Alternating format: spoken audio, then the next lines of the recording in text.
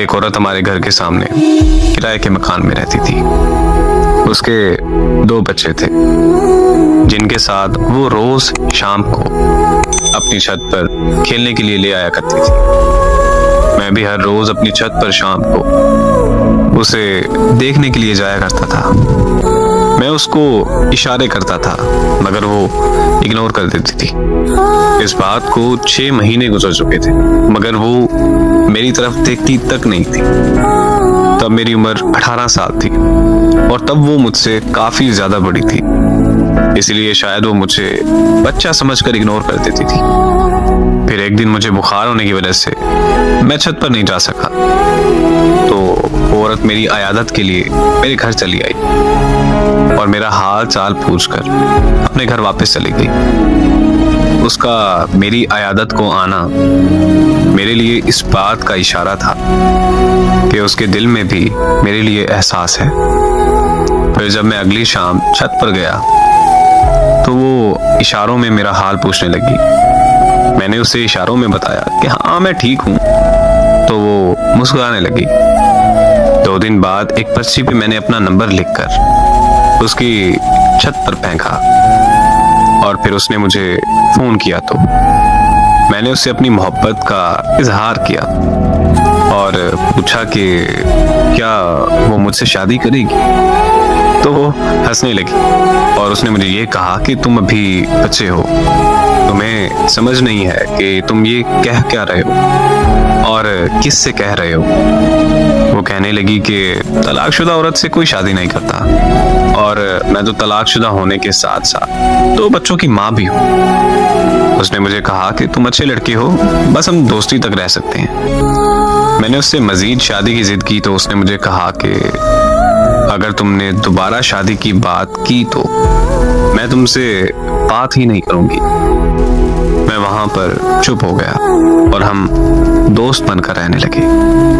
हम एक दूसरे से हर बात शेयर करते थे। एक रात हमारी फोन पर बात हो रही थी कि उसने बताया कि वो घर पर अकेली है क्योंकि उसके अम्मी अब्बू शहर से बाहर गए हैं। ये सुनते ही मैं उसके घर के बाहर पहुंच गया और उसे दरवाजा खोलने को कहा, लेकिन उसने दरवाजा खोलने से इनकार कर दिया।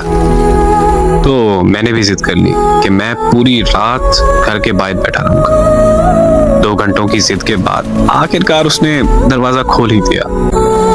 लेकिन आज मुझे अपनी उस जिद पर बहुत ज्यादा पछतावा होता है कि काश मैंने उस दिन अपनी जिद छोड़कर उसकी बात मान ली होती, तो आज वो जिंदा होती। उसके दरवाजा खोलते ही मैं अंदर चला गया। वो बहुत परेशान और घबराई हुई थी क्योंकि उसे डर था कि किसी को पता चल गया तो उसकी इज्जत खाक में मिल जाएगी और फिर उसका डर सच साबित हो गया। मुझे किसी ने उसके घर दाखिल होते हुए देख लिया था और उस शख्स ने पूरे मोहल्ले में मसला खड़ा कर दिया। सारे मोहल्ले वाले इकट्ठा होकर उसके घर के बाहर आ गए। मैं छुप गया था लेकिन उन्होंने मुझे ढूंढ लिया था। मेरे घर वाले भी मोहल्ले वालों के साथ मौजूद थे। वो मुझे घर ले गए और मेरे अब्बू ने मेरी बहुत बेइज्जती की, लेकिन मैंने अपने घर वालों से साफ कह दिया था कि मैंने उस औरत से शादी करनी है वरना मैं जहर खा लूंगा और मर जाऊंगा। तो मेरे घर वाले मान गए और अगली सुबह उस औरत के माँ बाप वापस आने पर मोहल्ले में पंचायत बैठ गई। पंचायत में सब आ गए थे मगर वो और उसके माँ बाप नहीं आए। थोड़ी देर बाद खबर आई कि उस औरत ने जहर खा लिया है। मैं वहां से उसके घर की तरफ भागा, लेकिन मेरे पहुंचने से पहले वो मर चुकी थी। उसे इस दुनिया से गए 8 साल हो गए, लेकिन मैं आज तक उसे भूलकर किसी और का नहीं हो सका।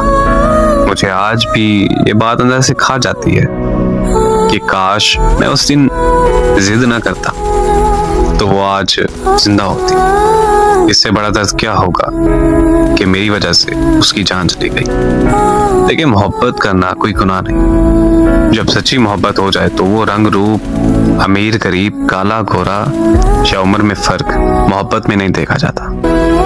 जब मोहब्बत हो जाती है तो फिर हो जाती है। वो एक शेर है कि वो मोहब्बत को हवस समझते हैं तो कह देना उसे, हाँ बदन ही चाहिए लेकिन ता कयामत चाहिए।